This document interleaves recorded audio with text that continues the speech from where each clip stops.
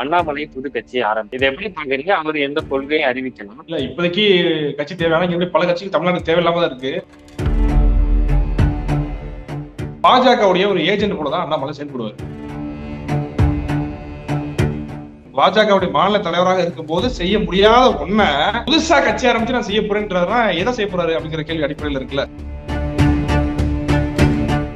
ஒரு சென்ட்ரல் இந்திய அளவுல பெரிய கட்சியுடைய ஒரு மாநில தலைவர் அப்படி அவ்வளவு பெரிய பவர் வச்சுக்கிட்டே அண்ணாமலை ஒண்ணு கிழிக்கல. அண்ணாமலையை வைத்து ஒரு கேம் ஆடுறாங்க பாஜக அப்படிங்கறத நம்ம 100% உறுதியா சொல்ல முடியும். தேசிய அரசியலே தமிழ்நாட்டுக்கு ஆபத்தானது. தமிழ்நாட்டுல கட்சியா இருக்கீங்க, உங்க கட்சி தமிழ்நாட்டுக்கு ஏன் தேவை? யாரை எதிர்த்து அரசியல் பண்ண போறீங்க? எந்த சித்தாந்தத்தை எதிர்த்து அரசியல் பண்ண போறீங்க? விலகுறீங்கன்னா ஏன் எதனால விலகுறீங்க? நல்லது செய்யலங்கிறது தானே அர்த்தம். அப்ப அதை அம்பலப்படுத்துங்க. அப்போ இதெல்லாம் நீங்க பொறுத்து பார்க்கும்போது எதுவுமே செய்ய மாட்டாங்க. நம்ம தாவேக்காவை பின்பற்றக்கூடியவர்களை நம்ம தற்கொலை சொல்லலாம். அண்ணன் சீமான் அவருடைய பேசக்கூடிய அரசியல் புரிஞ்சுக்கிறதுக்கு நீ தனிய அறிவு வேணும்.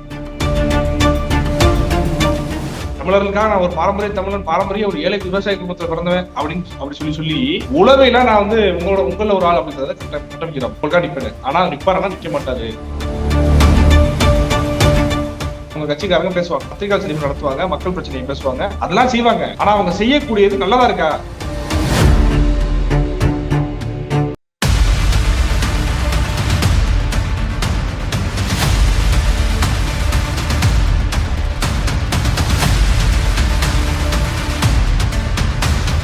பாலிசி பல்ஸ் நேயர்களுக்கு வணக்கம். இன்னைக்கு நம்ம கூட பேசுறதுக்கு தென்னகம் விஷ்ணு சார் தான் இருக்காங்க. அங்க பேசுறேன். சார் வணக்கம். வணக்கம். எப்படி இருக்கீங்க? நல்லா இருக்கேன். நல்லா இருக்கீங்களா? நல்லா இருக்கேன். இப்போ அண்ணாமலை புது கட்சி ஆரம்பிச்சிருக்கு. இதை எப்படி பாக்குறீங்க? அவர் எந்த கொள்கையை அறிவிக்கலாம்? ஆனா ஒரு சில தலைவர்களை வந்து அவரு பாயிண்ட் அவுட் பண்ணி சொல்றாங்க. முக்கியமா அப்துல் கலாம் ஐயா சொல்லுங்க. இப்போதைக்கு தமிழ்நாட்டுல இந்த புது கட்சி தேவையா? இல்ல இப்போதைக்கு கட்சி தேவையான இங்க பல கட்சிக்கு தமிழ்நாடு தேவையில்லாம தான் இருக்கு. அப்படி இருக்கும்போது அண்ணாமலை அவர்கள் கட்சி ஆரம்பிச்சதை அவர் ஒரு மண்ணின் மகனாக, ஒரு பச்சை தமிழராக கட்சி ஆரம்பிக்கிறதுக்கு அவர் உரிமை இருக்கு. இந்த மண்ணில் பிறந்த, இந்த மண்ணில் பூர்வீகமா வாழக்கூடிய தமிழர்கள் எல்லாருக்குமே கட்சி ஆரம்பிக்கிறதுக்கான தகுதி, தார்மீக கடமை, அவங்க கடமை சொல்ற கடமை தான். ஏன்னா ஒரு அநீதி நடக்கும்போது அந்த அநீதியை எதிர்த்து போராடுவதற்கு எனக்கு ஒரு கட்சி ஆரம்பிச்சு வரேன்னா வரட்டும், தாமம் வரட்டும். அது மாதிரி அண்ணாமலை அவங்க கட்சி ஆரம்பிச்சதுல நமக்கு ஒரு சிக்கல் கிடையாது. நல்லபடியா அவர் வரட்டும், அவருக்கு உரிமை இருக்கு. ஆனா நம்ம இதை எப்படி பாக்குறோம் அப்படின்னா, பாஜகவுடைய ஒரு ஏஜென்ட் கூட தான் அண்ணாமலை செயல்படுவார். புரியுதுங்களா? அவர் வந்து நீங்க தனித்துவமான நீங்க அவரை மக்களுக்கு சேவை செய்ய வராரு அப்படின்லாம் நம்ம பார்க்க முடியாது. ஏன்னா அவர் பாஜக தலைவராக இருக்கும்போது இதே அண்ணாமலை தானே பாஜகவுடைய மாநில தலைவர் வந்தாரு. அப்படி பாஜகவுடைய மாநில தலைவராக இருக்கும்போது செய்ய முடியாத ஒண்ண புதுசா கட்சி ஆரம்பிச்சு நான் செய்ய போறேன்றதுனா எதை செய்ய போறாரு அப்படிங்கிற கேள்வி அடிப்படையில் இருக்குல்ல. இது எதை செய்ய போறாங்க? வழக்கொள்ளையை தடுக்க போறேன். நான் வந்தேன்னா தமிழ்நாட்டுல வழக்கொள்ளை போகாது, தமிழ்நாட்டுல இருந்து கனிம வளங்கள் கொள்ளையடிக்க முடியாது, நான் வந்த தடை, தமிழ்நாடு இருக்கக்கூடிய கனிம வளங்கள் தமிழ்நாட்டு மக்களுக்கு இங்க இருக்கக்கூடிய மக்கள் தான் பயன்படுத்திக்கணும், பக்கத்து மாநிலத்துக்கு ஏற்றுமதி செய்யக்கூடாது, நான் தான் தலைமுறை அப்படின்னு சொல்லி இது போராட்டம் பண்ணியிருக்காங்களா பாஜக தலைவராக இருக்கும்போது? ஒரு சென்ட்ரல் இந்திய அளவுல பெரிய கட்சியுடைய ஒரு மாநில தலைவர் அப்படி அவ்வளவு பெரிய பவர் வச்சுக்கிட்டே அண்ணாமலை ஒண்ணு கிழிக்கல. சொல்லணும் அப்படிதான் சொல்லணும், ஒண்ணு கிழிக்கல. இப்ப தனியா ஒரு கட்சியார வச்சு மாற்றத்தை உருவாக்க போறோம்னா அது சும்மா ஒரு ஏமாற்றம் தான். நம்ம எப்படி சொல்றதுன்னா, பாஜக தமிழ்நாட்டுல வந்து இனி வேற இல்ல, விதை கூட போட முடியாதுங்கிற அளவுக்கு தெரிஞ்சு போச்சு. இனி வரக்கூடிய அரசியல் சூழலுங்கிறது தமிழ் தேசிய எழுச்சி வரும். இன்னைக்கு கொஞ்சம் அது லைட்டா காத்துல அடிச்சுட்டு போயிட்டு இருந்தா கூட இதை விட வீரியமா வரக்கூடிய காலத்துல தமிழ் தேசியத்துடைய தேவை ஏற்படும் போது தமிழ் தேசியம் வந்து மிகப்பெரிய அளவுக்கு வளர்ந்துரும். திராவிடம் வந்து கதை முடிஞ்சிருச்சு. அப்ப திரைப்பிரமத்தை வச்சு ஒரு அரசியல் நிக்குது. இங்கிட்டு திமுக வந்து வாரிசை வந்து உருவாக்கணும், அப்படி விட்டுறக்கூடாது, அந்த மனராட்சி தொடரணுங்கிறதுக்காக முயற்சி பண்ணிட்டு இருக்காங்க. தமிழ் தேசியம் முன்னாடி இருந்ததை விட அதிகமான தேவைகள் இனி வரக்கூடிய காலத்துல ஏற்படும். இப்படி இருக்கும்போது பாஜக எந்த இடத்துலயுமே நமக்கு தமிழ்நாடு தேவையில்லை. அது வந்து அண்ணாமலை அவர்களுக்கு நல்லா தெரியும், தமிழ்நாட்டு மக்களுக்கு எல்லாருமே தெரியும். அப்படி இருக்கும்போது அப்ப நேரடியா வர முடியாது. பாஜகங்கிற அந்த போர்வையில் வந்தோம்னா, பாஜகங்கிற முகத்தோடு வந்தோம்னா தமிழ்நாட்டுல ஈடுபட மாட்டோம் அப்படின்னு தெரிஞ்சு போனதுனால, ஏன்னா அவர் பெரிய பெரிய கூட்டணி எல்லாம் வச்சாரு. 2024 பார்லிமெண்ட் தேர்தலுக்கு பெரிய பெரிய கூட்டணி எல்லாம் வச்சாரு, பெரிய பெரிய கட்சிகள் எல்லாம் கூட வச்சுக்கிட்டாப்புல. அப்படி இருக்கும்போதே அவருக்கு ஒன்றும் செய்ய முடியல. அப்ப என்ன பண்ணலாம்? பாஜக தான் பிரச்சனையா இருக்கு. அந்த பாஜகவுடைய பாஜக முகத்துல வந்தாலும் பிரச்சனை இருக்கு. அப்ப என்ன செய்யலாம்? வேற ஒரு முகத்துல வரலாம் அப்படிங்கிறதுக்காக அண்ணாமலையை வைத்து ஒரு கேம் ஆடுறாங்க பாஜக அப்படிங்கறத நம்ம 100% உறுதியா சொல்ல முடியும். ஏன்னா அண்ணாமலை அவர்கள் வந்து என்ன அரசியல் பேச போறாரு நினைக்கிறீங்க? தமிழ் தேசிய அரசியல் பேச போறாரா? மாநில உரிமை பத்தி பேச போறாரா? அவர் இப்பயே சொல்லிட்டாரு, தேசியம் தமிழன், பெருமைமிகு தமிழனாக ஒரு தேசியவாதியாக அப்படின்ற மாதிரி தான் பேசுறாரு. அவரு தேசிய அரசியல் தான் பேச போறாரு. தேசிய அரசியலே தமிழ்நாட்டுக்கு ஆபத்தானது, மாநில சுயாட்சியை உடைக்கும். மாநில சுயாட்சின்னு பேச மாட்டாரு நம்மள. தேசிய அரசியல் எப்படி நீங்க பேச முடியும்? நீங்க இப்ப காவிரி சிக்கல் விஷயத்துல வந்து என்ன மாதிரி நிலைப்பாடு எடுப்பாப்ல? சரி, பாஜக மாநில தலைவராக இருந்தபோது அவர் என்ன பண்ணாப்ல? என்ன குரல் எதுவும் காவிரி புரியல. மேல சென்ட்ரல்ல இருக்கக்கூடிய இல்ல மேல ஆளுங்கட்சி நீங்க தான். இங்கதான் ஆளுங்கட்சி இல்ல. நீங்க உங்க தலைவர்கிட்ட சொல்லி நீங்க பிரச்சனை தீர்த்துக்கலாம்ல. சென்ட்ரல் கவர்மெண்ட் மீறி இவங்க என்ன பண்ணிட்டு போறாங்க மாநில அரசு? அப்ப அதுல நீங்க தலையிட்டு இருக்கலாம்ல. அமித்ஷா நேரடியாக தலையிட சொல்லுங்க, மோடி அவர்களை நேரடியாக தலையிட சொல்லி இருக்கலாம்ல. நீங்க ஆளுங்கட்சி போராடி இருக்க, அது கண் துடைப்பு தான். புரிஞ்சுக்கிறீங்களா? நாங்கள் போராடணும்னு ஒரு காட்டுறதுக்காக தான். எப்படி தமிழ்நாட்டில் இருக்கக்கூடிய பாஜக காவிரி தண்ணி வேணும் போராடும், அதே நீங்க கர்நாடகாவில் இருக்கக்கூடிய போய் பாருங்க, தனி தரமாட்டோம்னு போராடுவாங்க. அங்க மாநில கட்சி மாநிலத்துக்காக போராட ஆரம்பிச்சிருது. இது கண் துடைப்பு தானே, நாடகம் தானே எல்லாமே. அங்களுடைய காங்கிரஸ் அந்த மக்களுக்காக தண்ணி தரமாட்டோம் அப்படின்னு போராடுது, இங்களுடைய காங்கிரஸ் தண்ணி தரணும் அப்படிங்கிறாங்க. பிசிகா திருமாவளவன் சொன்னப்பல அதே கணக்கு தான். அப்போ அதிகாரத்தை வச்சக்கூடிய நீங்களே மக்களை ஏமாற்றக்கூடிய வேலை தான் செய்றீங்க. ஏதாவது ஒரு பக்கம் இல்லைங்க, ஒன்னு ரோட்டுக்கு அந்த பக்கம் இல்லை, இல்லைன்னா இந்த பக்கம் இல்லை. நடுவாள என்ன ஆகும்? லாரி தான் வரும். புரியுதுங்களா? அப்ப நடுவாள நிக்கிறேங்கிறதே ஒரு ஏமாற்று. அதான் நீங்க புரிஞ்சுக்கணும். அண்ணாமலை அவர்கள் அதான் சொல்றேன், பாஜக நேரடியாக வந்தா செல்லுபடி ஆகாதுங்கிறதுக்காக மறைமுக போர்வையில அண்ணாமலை வைத்து இங்க இருக்கிற இளைஞர்களை வந்து ஏமாற்று அப்படி நிறைய பேர் பாஜக போய் சேர்றதுக்கு வந்து ஐயப்படுறாங்க. பாஜக போய் சேர்ந்தோம்னா அது ரொம்ப கொடுமையான கட்சி, அவருடைய வரலாறுங்கிறது ரொம்ப கேவலமா இருக்கு, இந்துத்துவவாதி, சங்கிமாய் நம்மள, அதெல்லாம் தெரியுது. அப்ப என்ன செய்யலாம்? பாஜக மாதிரி பாஜக ஆதரவு இருக்கணும், ஆனா வந்து இந்த மாதிரியான முத்திரைகள்லாம் நமக்கு கூடாது. இப்ப அண்ணாமலை வந்தா ஃப்ரெஷர் அப்படிங்கிற ஒரு விஜய் மாதிரியான ஒரு ஃப்ரெஷர் இந்த முகம் இருக்குல்ல, அதற்கு பின்னாடி நம்ம ஒழிச்சுக்கிடுவோம். ஆனா அதே இந்துத்துவ மனநிலை அப்படிங்கிற மனநிலை இருக்கக்கூடியவங்களாம் இன்னைக்கு அண்ணாமலை பின்னாடி தள்ளுவாங்க. அதான் இன்றைக்கு அண்ணாமலை அவர்களை வந்து பின்பற்றக்கூடியவர்கள் எப்படிப்பட்டவர்கள் அப்படின்னு நினைச்சீங்கன்னா, இங்க இந்த அரசியல் பிடிக்காத மாற்றம் விரும்பக்கூடியவர்கள் சில நபர்கள் போய் சேரலாம், புரிதல் இல்லாம. ஆனா அண்ணாமலை எதனால இறக்கி விடப்பட்டாருங்கிறத இங்க இருக்கக்கூடிய ஒவ்வொரு நபர்களும் மக்களும் புரிஞ்சுக்கணும். அண்ணாமலை பாஜகவுடைய முகமா தான் செயல்படுவாரு. பாஜக அப்படியே பாஜக மாதிரி செயல்படுவாரு, ஹார்ஷா பேச மாட்டாரு. இப்ப காங்கிரஸ் என்ன செய்தோ அந்த வேலையை அவர் கொஞ்சம் வேற மாதிரி செய்வாப்ல. பாஜக கொஞ்சம் ஹார்ஷா பண்ணோம், இவர் கொஞ்சம் சாஃப்டா பண்ணுவாப்ல. இவ்வளவுதான், வேற நீங்க எதுவும் பிரிச்சு பாக்குறதுலாம் ஒண்ணு இல்ல. அண்ணாமலை நம்ம நம்ப தேவையில்லை அப்படிதான் வெளிப்படையா சொல்றேன்.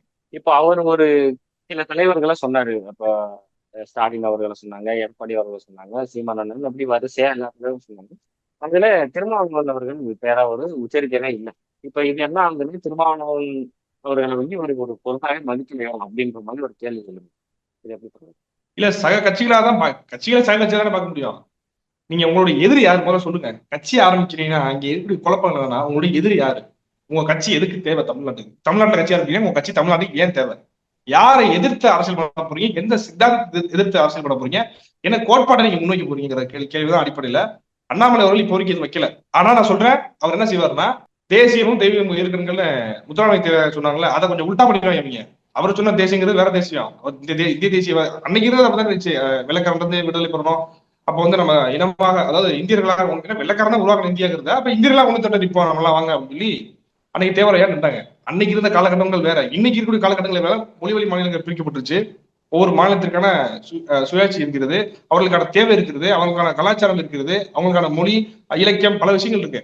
அப்ப அதெல்லாம் பாதுகாப்பதற்கு ஒரு பக்கம் நின்றாதான் சரிங்களா? நீங்க தேசியமா நின்றீங்கன்னா அது எல்லாத்தையும் உடைச்சுதான் விடும். ஒரே நாடு ஒரே தேசம் அப்படின்னு நிக்க முடியாது. நீங்க இது ஒரு தேசங்கள், பல தேசங்கள் ஒன்றியமாகத்தான் நீங்க இந்தியாவை பார்க்கணும். ஆனா அண்ணாமலை அவர்கள் என்ன சொல்ல போறாரு நீங்க பாத்தீங்கன்னா, அதுதான் கொள்கை கோட்பாடெல்லாம் சொல்லல. ஆனா பாஜகவுடைய அந்த அசைன்மெண்ட், அந்த சித்தாந்தத்துல அப்படியே வந்து நான் வந்து தேவரையா சொன்னது போலதான் நான் தேசியவாதியா இருக்க போறேன், காமராஜர் போலதான் நான் தேசியவாதியா இருக்க போறேன், அப்படிதான் பார்க்கணும். ஐயா பெரிய பெரிய தலைவர்களே அப்படிதான் இருந்திருக்காங்க அப்படின்ற மாதிரி ஒரு உருட்டப்பட்டுதான் அவர் நிற்பாரு. அது சொல்லிக்கிறது, ஆரம்பிக்கும் போது எதிர்ப்பு வரக்கூடாது அப்படிங்கிறதுக்காக எல்லாத்தையும் அரவணைக்கிறது, அந்த வேலை தான் அண்ணாமலை செய்யறாப்புல. அதனாலதான் எல்லா கட்சியும் சொல்லி வைக்கிறது. அவங்களும் இப்படிதான் பார்ப்பேன், இவங்களும் அப்படிதான் பார்ப்பேன்னா, நீங்க உங்களுடைய கொள்கை என்ன? எதனால கட்சி ஆரம்பிச்சிருக்கீங்க? பாஜக இருந்து முதல்ல விலகுறீங்களா? பாஜக இருந்து விலக வேண்டிய தேவை என்ன உங்களுக்கு முரண்பாடு ஏற்பட்டுச்சு? அப்ப பாஜக அந்த மக்களுக்கு நல்லது செய்யலையா? இப்ப நல்லது செய்யலனா அமலப்படுத்துங்க. நீங்க பாஜக இருந்திருக்கீங்க, பாஜக இந்த மக்களுக்கும் மண்ணிற்கும் நல்லது செய்யலனா அமலப்படுத்துங்க. இல்ல நல்லது செஞ்சிருக்காங்க, அதுக்கு விலகுறீங்க. இப்ப நல்லது செஞ்சிருக்காங்கன்னா எதுக்கு விலகுறீங்க? விலகுறீங்கன்னா ஏன், எதனால விலகுறீங்க? நல்லது செய்யலங்கிறதானே அர்த்தம். அப்ப அதை அமலப்படுத்துங்க. அப்போ இதெல்லாம் நீங்க பொறுத்து பார்க்கும்போது எதுவுமே செய்ய மாட்டாங்க. நம்மள பாஜக பத்தி விமர்சிக்க மாட்டாப்ல. தேவைப்பட்டா விமர்சிங்க. இப்ப நீங்க விலகி வரும்போது சொல்லிட்டு வரலாம்ல, இந்த மாதிரி பாஜக செய்யக்கூடியது எனக்கு பிடிக்கலங்க அப்படின்னு. என்ன எதுவுமே சொல்லாம நீங்க பாட்டுல வரீங்கன்னா நமக்கு அப்படமா தெரியுது, பாஜக இமேஜ் முடிச்சிடக்கூடாது. அதே மாதிரி அந்த பாஜக சாயில் ஆதரவுலேயே நிறுத்தி நம்ம ஒரு கட்சியை கட்டமைச்சிடணும்.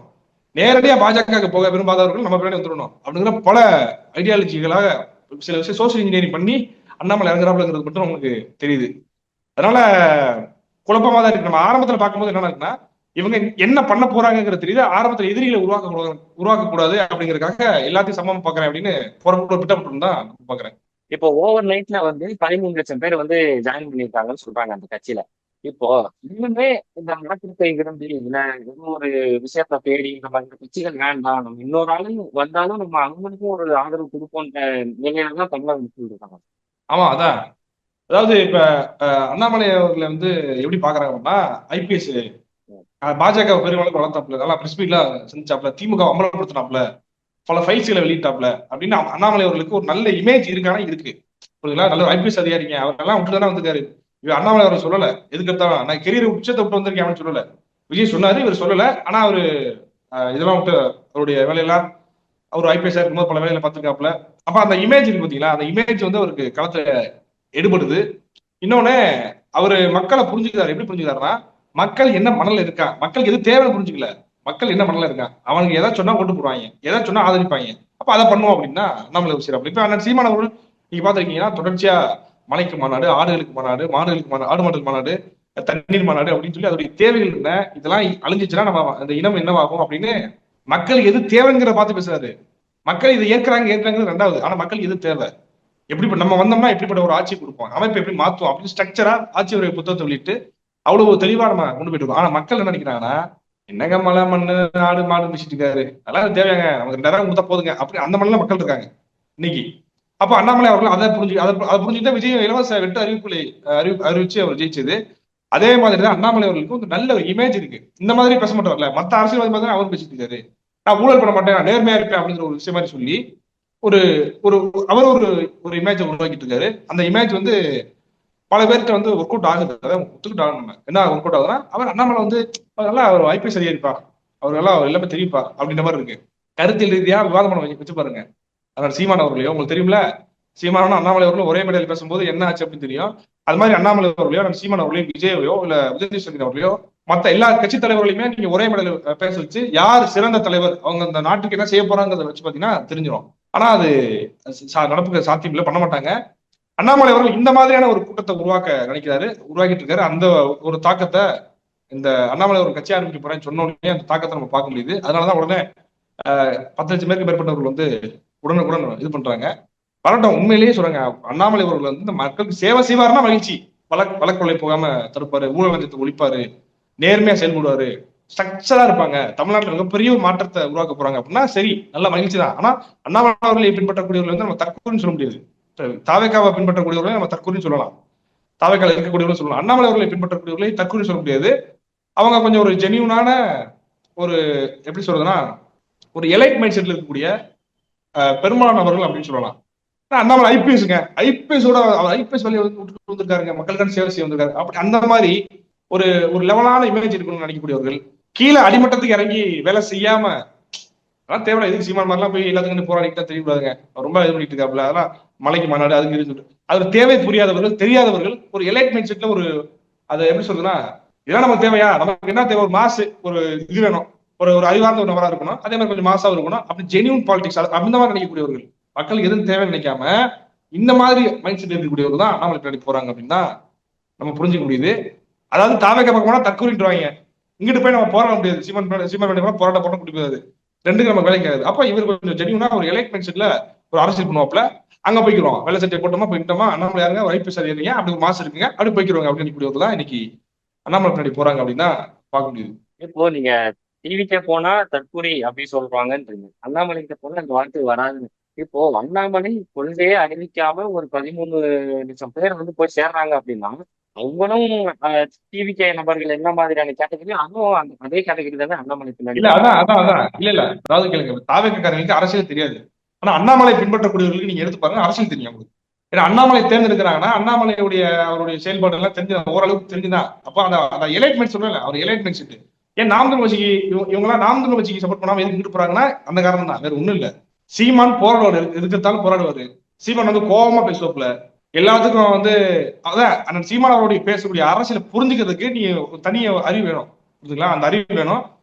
அந்த மாதிரி அடிமட்டத்துக்கு இறங்கி இப்ப நாங்க இறங்கி போராட்டம் பண்ணுவோம், சாலை மறியல் செய்வோம், கைதாவோம், சிறைக்கு போவோம், மக்களுக்கு இறங்கி புரண்டு போவோம். அவங்க செய்வாங்க நினைக்கிறீங்களா? அண்ணாமலை பின்னாடி இருக்கக்கூடியவர் செய்ய மாட்டாங்க. அதே மாதிரி அவங்க தற்கொலை இல்ல. அப்ப ரெண்டுக்கு நடுக்கட்டாக இருப்பாங்கல்ல அந்த ஒரு கும்பல், அவங்க தான் போறாங்க. கொள்கை கோட்பாடு அறிவிக்கவே இல்லை. ஆனா அண்ணாமலை பின்னாடி போறாங்கன்னா உங்களுக்கு புரியலீங்களா? அந்த எலைட் மிச்சிட்டு அவ்வளவுதான், வேற என்ன. பாஜக ஆதரவாளர்கள் பாதி பேரு, மீதி பேர் இந்த மாதிரி மைண்ட் செட் இருக்கக்கூடியவங்க. அண்ணாமலை சார் வந்து நல்லா போலீஸ் ஆபீசருங்க, அவர் சேவை செய்வாருங்க அப்படிங்கிற இருக்கக்கூடியவங்க. இப்படிதான் நீங்க எப்படி பார்த்தாலும் இதான் விஷயம் புரிஞ்சு முடியும் நம்மளால. அவர் பேசும்போது சொல்றது என்னன்னா, நான் மும்மொழி கொள்கையை வந்து நான் எதிர்த்தேன். அதாவது தமிழ்நாட்டுக்கு தேவையான எதுவும் அது மட்டும் தான் நான் ஆதரிப்பேன். பிஜேபி சொல்ற எல்லாத்தையுமே நான் ஆதரிக்கணும்ன்ற அவசியம் இல்லை. எனக்கும் பிஜேபிக்கும் ஒரு 18 மாதங்கள் வந்து முரண்பாடு இருந்துச்சு அப்படின்ற மாதிரி சொல்றாரு.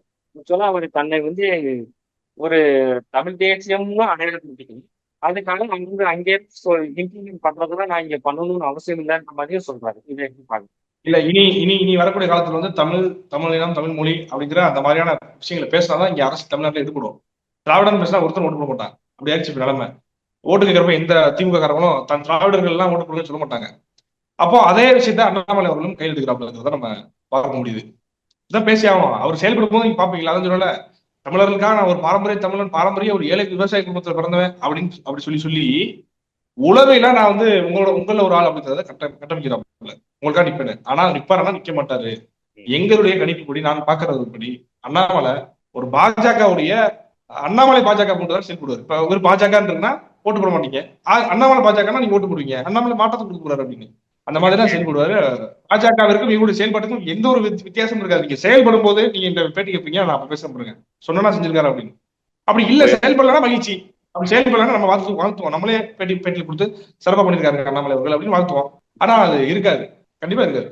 இப்போ அவர் நினைக்கிறது என்னன்னா, அப்துல் கலாம் ஐயா பேர்ல வந்து நான் ஒரு இன்ஸ்டியூட் மாதிரி ரெடி பண்ணி அரசியல் கற்றுக் கொடுப்பேன். நம்ம கூட சேர்றவங்களுக்கு அரசியல் கற்றுக் கொடுப்பேன். அங்க வந்து நாகரிகமான அரசியலை வந்து பண்ணுங்க அப்படின்ற மாதிரி சொல்லுவேன்னு சொல்லியிருக்காரு. அண்ணாமலை அவர்கள் வந்து பேசும்போது என்ன சொல்றாருன்னா, அப்துல் கலாம் ஐயா பேர்ல வந்து நான் ஒரு இன்ஸ்டியூட் மாதிரி ரெடி பண்ணி நான் அவங்களுக்கு வந்து பயிற்சி அளிப்பேன். அரசியலை எப்படி அணுகணும், நாகரிக அரசியல் எப்படி பண்ணணும் அப்படின்ற மாதிரி நான் பயிற்சி அளிப்பேன்ற மாதிரி சொல்லுவேன். அப்துல் கலாம் ஐயா பேரை ஏன் எடுக்கணும் அப்படின்ட்டு ஒரு கேள்வி இருக்கு. நான் வந்து பாஜக இருந்தனாலும் நானும் வந்து முஸ்லீம் எதிர்ப்பு, இந்த மத ரீதியான எதிர்ப்புகளை எதிர்ப்பேன் அப்படின்னு மக்கள் நினைச்சிட கூடாதுங்கிறதுக்காக அப்துல் கலாம் ஐயா பேரை வந்து கேள்விப்பட்டாரான்னு ஒரு கேள்வி இருக்கு.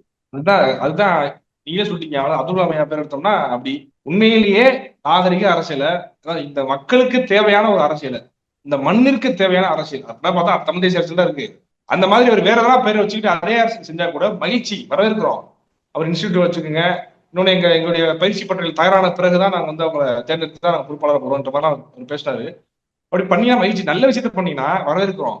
ஆனா நம்ம என்னன்னா அவருடைய ட்ராக் ரெக்கார்ட் நமக்கு தெரியும். அண்ணாமலை அவர்கள் யாரு, அவர் எப்படி செயல்படுவார்னு தெரியும். பார்ப்போம்.